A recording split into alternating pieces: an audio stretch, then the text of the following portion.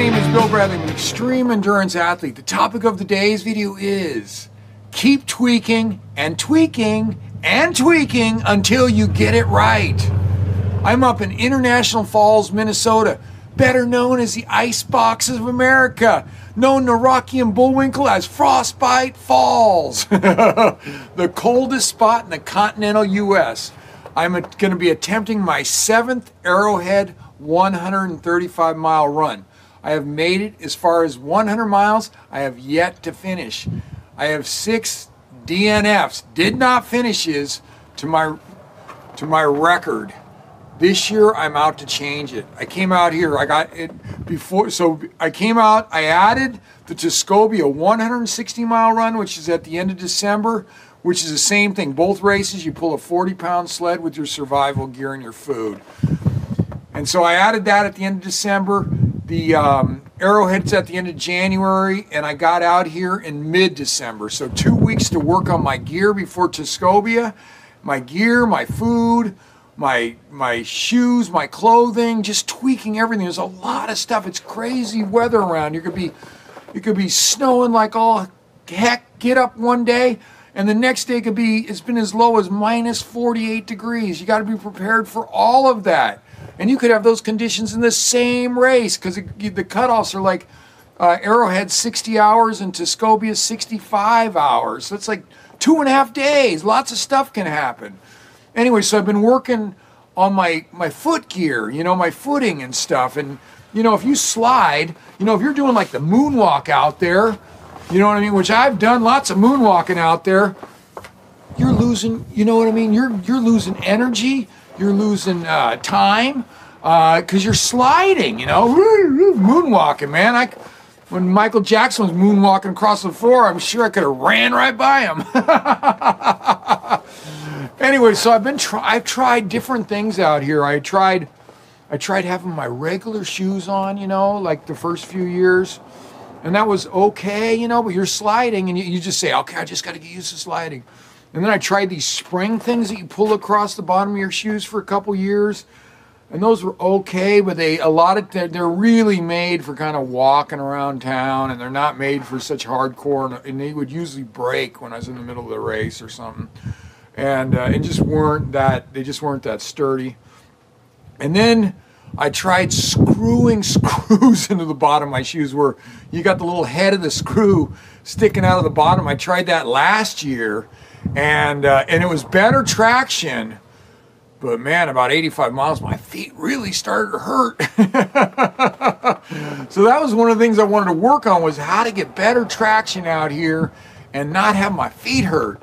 But I did try, so I did come out and try the screw shoes again, just to make sure it wasn't in my head why the screws were hurting. And anyway, I went out for like a 4-hour hike the other day on the trail, and my feet were killing me at the end. And it's like, I talked to my buddy, he's like, you got to toss those shoes, man, that ain't working, or at least pull the screws out of them. And so we did that, and then it's like, God, where am I at? I'm just going regular shoes. The treads are a lot better than they were like 6 years ago or 7 years ago, whatever, when I started. But you're still losing, man. You're losing energy. You're every time you slide. And so I was just sitting there, and I was thinking, there's got to be a solution, right? Because the screws aren't the solution. The spring things weren't the solution, not for this length of a distance, And so I go, God, when I was training for climbing Mount Denali in Alaska, I was up at Lake Tahoe. I live, just south of that. And I was up in Lake Tahoe, and I was practicing on my snowshoes, right? So I'm like hiking up this little trail, and some guy comes running by me, and he looked like he knew what he was doing, and he was fast. And he went up the trail a ways, and then he came down, and he was moving, right? And I said, hey, what's that on the bottom of your shoes? Because I could see he had something on the bottom of his shoes. And he goes, those are micro spikes. I go, those are micro spikes? He said, yeah. He goes, man, anyway, you could tell he really liked him, and he was a serious racer. So I made a mental note of it, right? But at the time, I'm like climbing mountains, and I'm not going to be racing up that mountain. I'm just trying to make it to the top and live. And so I made a mental note, and then all of a sudden, like, it just, I thought of it before, but this time when I thought of it, I was like desperate, you know what I mean? It's like, oh, the micro spikes, let's try the micro spikes. So I called Deb, who works with me. I said, Deb, let's get some micro spikes out here in a hurry. I need to test out the micro spikes. So anyway, the bottom line is they showed up like last night. I'm leaving in like 4 or 5 days. I got about 4 or 5 more days here till I head for Tuscobia. But anyway, I just tried these micro spikes. They look like little crampons, if you know what crampons are. And they were the bomb, man. I'm telling you, man. I went from, I've been out here battling, kind of doing about 18-minute mile pace. I could touch 17. Just doing these 2-mile power walks like what I do at home, and at home I broke 12 finally on the little, I just do it, once a day, a little 2-mile power walk, like 6 days a week.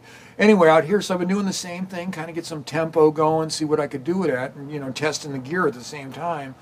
And I threw down what did I throw down? Let me look. Let's just look right here. That was for 1 mile at the end.